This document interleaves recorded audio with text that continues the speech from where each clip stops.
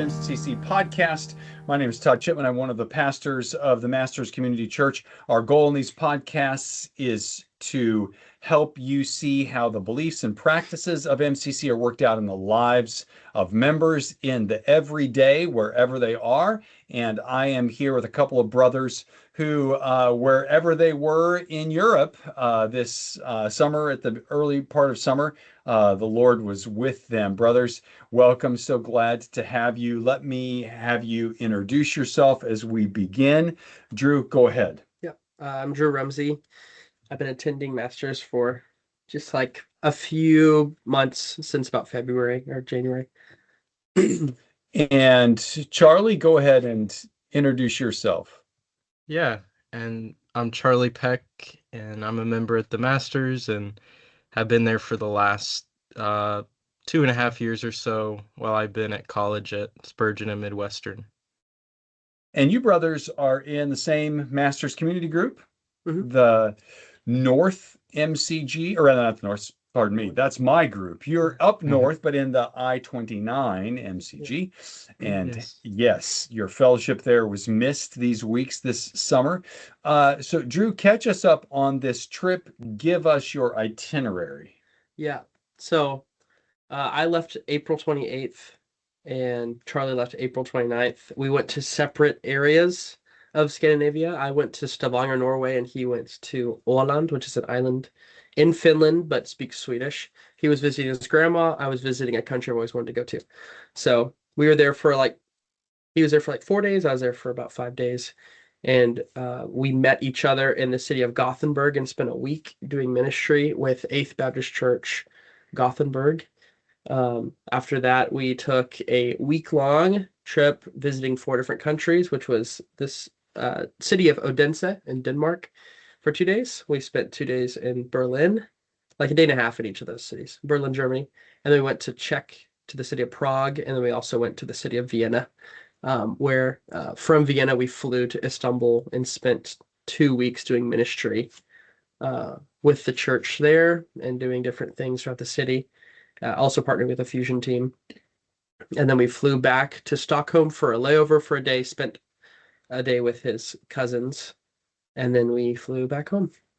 So Charlie, you have family in the Scandinavian part of Europe. Catch us up on your family there and what it was like to have connections with them. Yeah, so my dad grew up in Åland, which is a small island off the coast of Finland, between Finland and Sweden, like Drew said. And so, yeah, most of his side of the family lives there. My grandma, my uncles, and my cousins. And so, yeah, it was really sweet to be able to be there for like 4 days and just have a lot of one-on-one time with my grandma, which I've never really had. I only see her like every 5 years or so. When she comes over, we go over there. And so it was really sweet just to spend time with her. And then we also saw my cousin Frederick and his family in Stockholm, which is like a 4-hour ferry boat away from Åland. And so, yeah, really good to get to see them a little bit as well. And Drew, one of the reasons you were on this trip was to investigate Sweden, a place that you have an interest in, but also to connect with folks that you have seen and partnered with before in that part of the world and then down into the Middle East and into Turkey. Let's walk through those ideas here. First, your time in Sweden and your interest in Sweden. Any particular ways the Lord worked there, blessings, answers to prayer, or just connections that you sensed along the way in your sort of investigation about Sweden? Yeah, so I got connected with the church in Sweden from my former church, which is Warner Red Baptist Church, and they're part of a missions funding agency that they created with other churches called American Churches for Evangelism, or for Missions and Evangelism, ACME. And so they give grants to churches churches and evangelism efforts all throughout the world. They kind of pool together, kind of like the SPC does. And so I have always wanted to go to Scandinavia. I've always had a heart for Scandinavian people. I wanted to live there when I was in high school. It didn't work out. And so I saw this opportunity. Warnell was praying consistently for this church. And so I asked my pastor, Philip, hey, can I get the contact for this people back in the fall? And so I got in contact. And then the pastor was like, hey, you should just come to Sweden and come see what we do. And so as we were preparing, I got to learn more about just how little the church presence was in the country. And so within my time frame of what I want to do long term, I do want to go to Turkey, and I do want to be there for the rest of my life as long as the Lord has me, unless I get kicked out.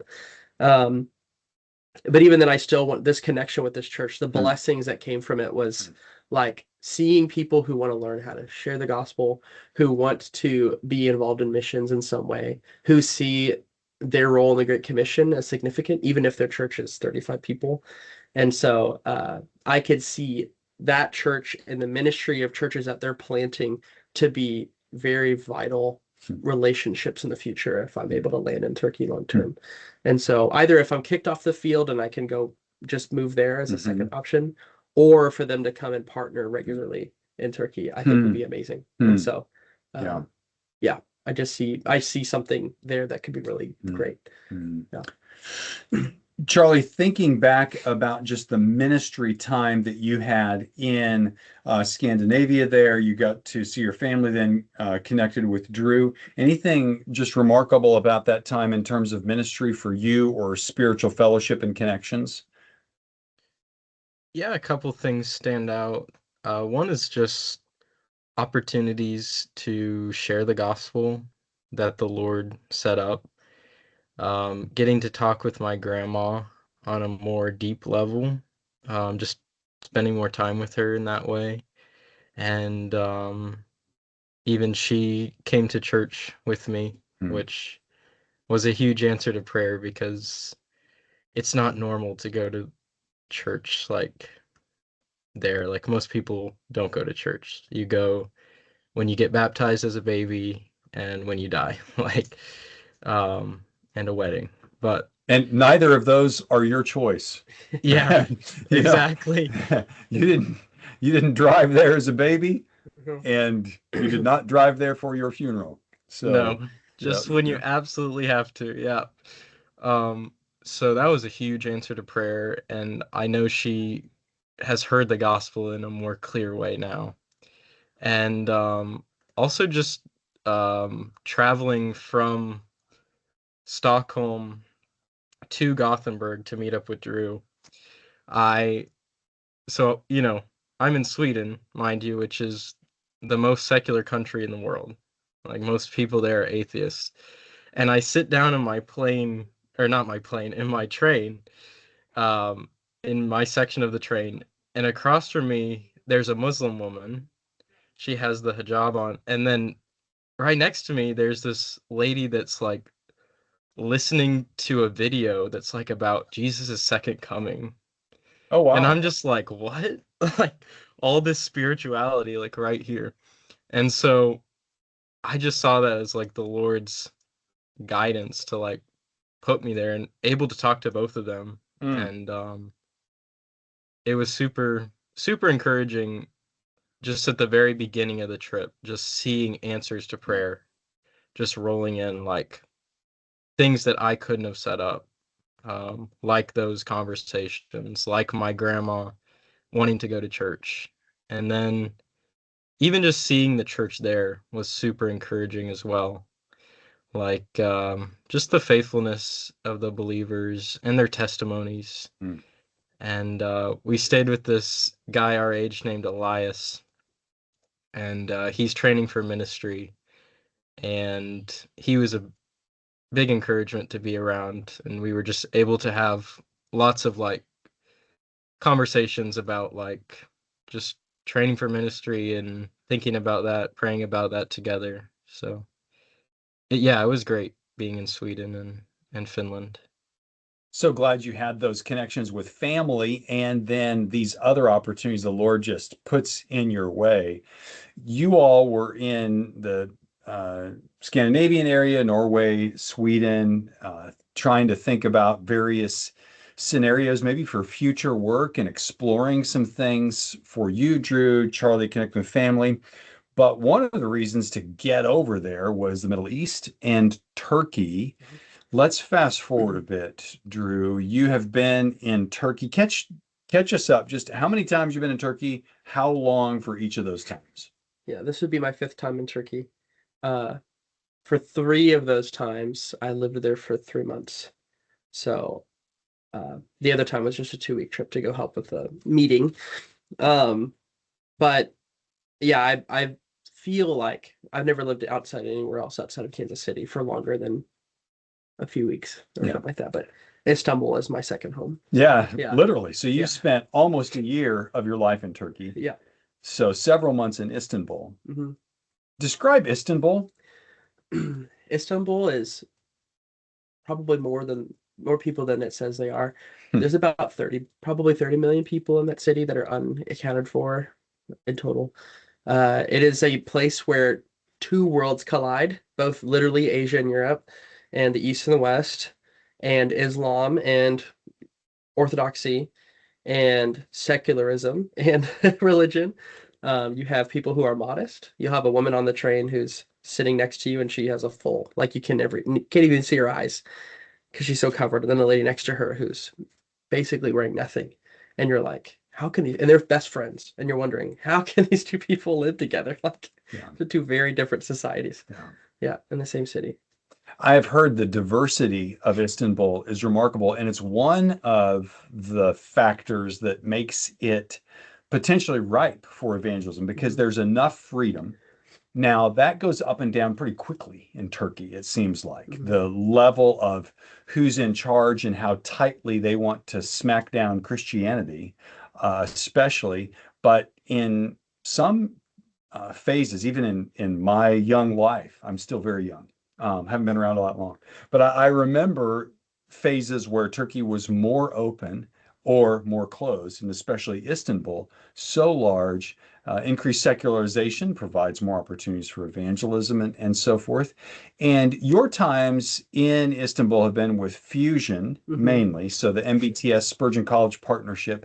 And this year you went back to see some Fusion folks. Just tell us what it was like to connect there to see them in a pursuit ministry wise that you have been in before. It's like I was in your shoes, not long. What was all that like?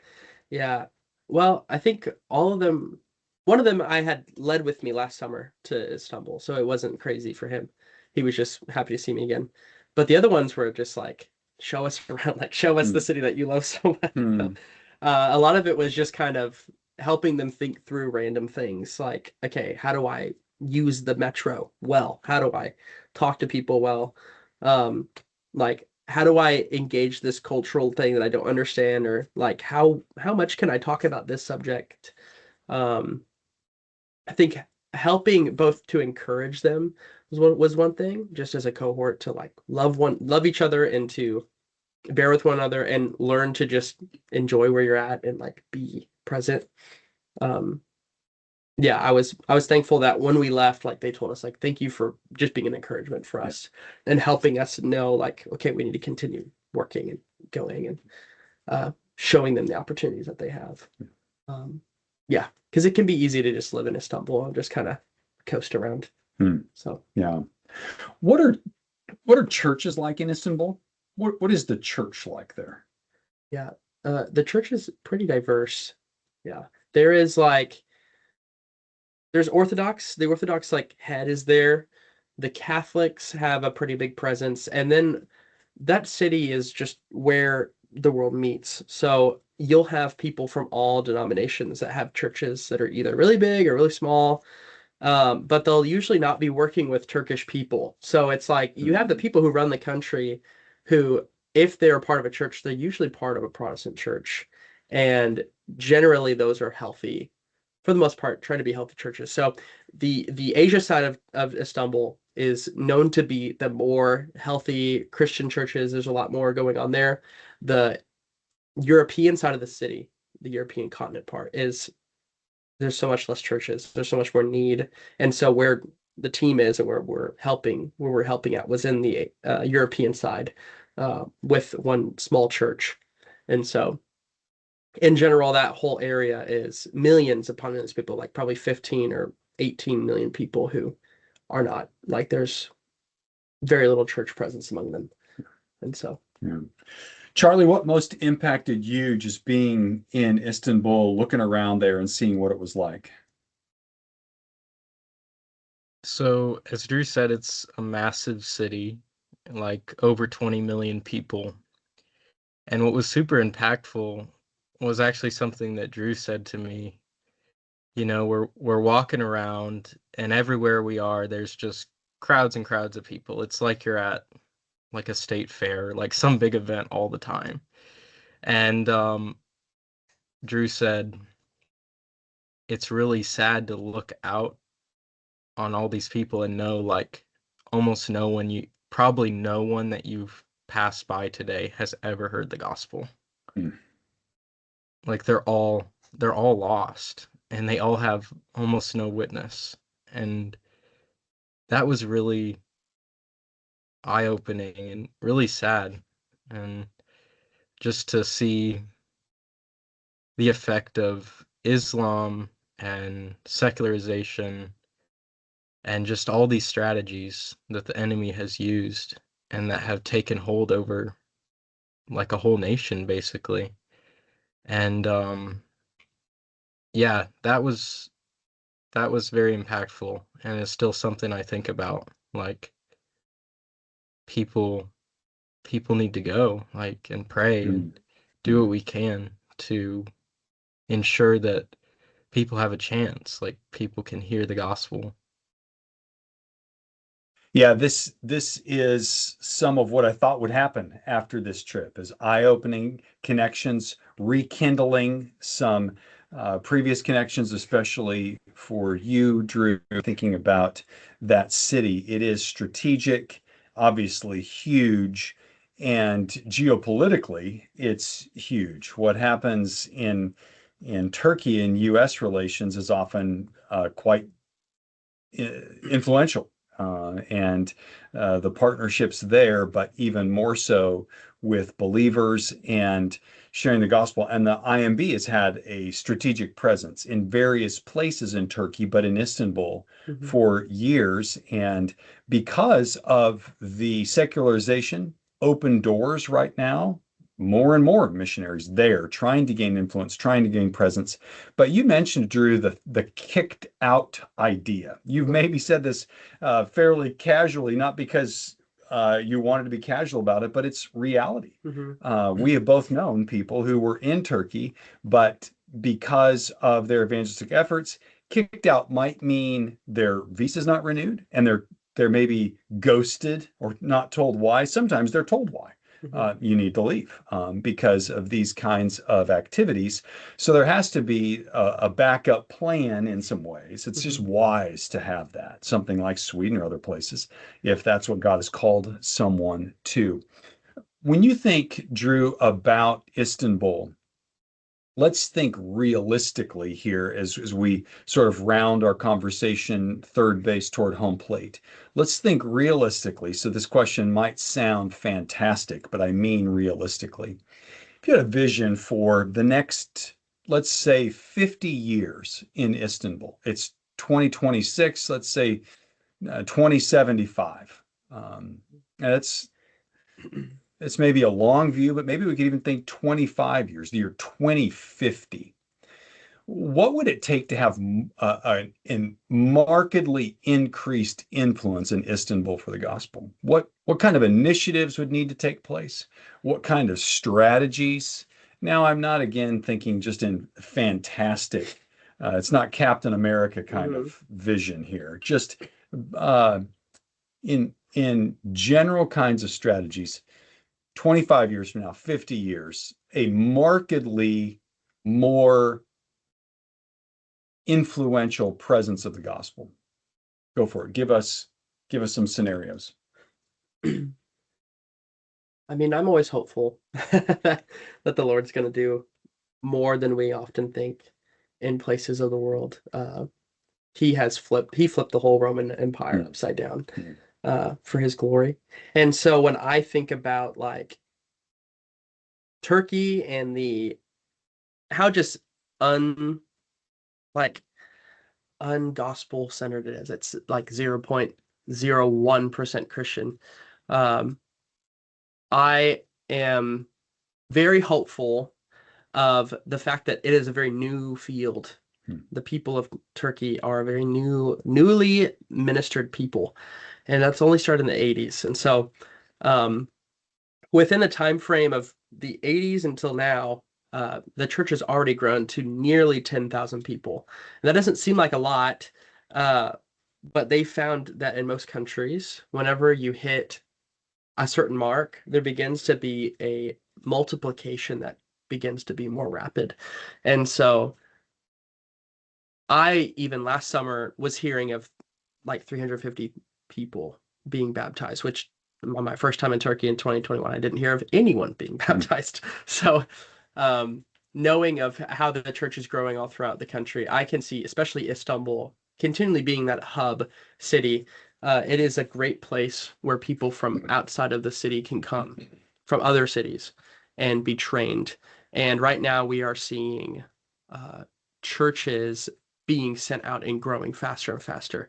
Even since the time that I came in 2021, they've said that Istanbul has increased with like 10 or 15 extra churches. So I can see in the next 25 years that probably percentage-wise, it would be a lot higher. And being willing to kind of plod through the hard, like, okay, this is like nothing's happening for the first 25 years that they've been doing ministry there.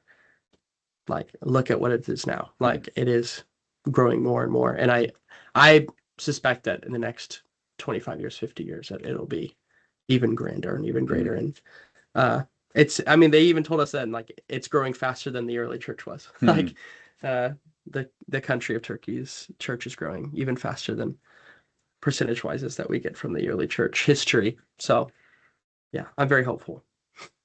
Well, I am as well hopeful and prayerful. And I think about local churches. I know your experience with businesses there and Christians who are trying to start businesses, to develop relationships, trying to start schools and work through schools, these kinds of institutions that can provide structures for the gospel. And in a place like that, it's strategic to try to develop institutions that the locals see as perhaps beneficial. They're not going to see them as all that valuable initially on, but okay, they're not hurting us, and this could help in terms of stability with good business practices, schools that educate well, and these kinds of institutions. And then it's the local church, which may not be accepted very well, but this is the gathering, and this is what it's like, and multiplication and leaders. Well, brothers, it's great to talk with you here today. I'm so grateful that the trip was safe, that you are healthy back with us, and successful on lots of accounts, connecting with family, connecting with folks you have known for a few years now, Drew, and even discipled last year there, boots on the ground back with that group, and that leadership team there at Fusion is a great blessing. So we're looking forward, brothers, to how these kinds of conversations will continue to impact MCC. I wanted to gather you up as soon as you're back and let folks hear about this, but also to think about ways that MCC and other local churches can help in that part of the world, and our participation even through the SBC, week by week, month by month, year by year, season by season, decade by decade, when we think about 2050, 2075, and what God is doing and what we get to do today to participate in that. So looking forward to Charlie having you back this fall after the summer's over, and Drew connecting with you here this summer. It's a great blessing for us all. Friends, I wanted to thank also those who help behind the scenes with these podcasts, Alex Volkman for producing them, Caleb Sheffield and Adam Anderson with the musical introduction and conclusion. Until next time, the Lord bless and keep you.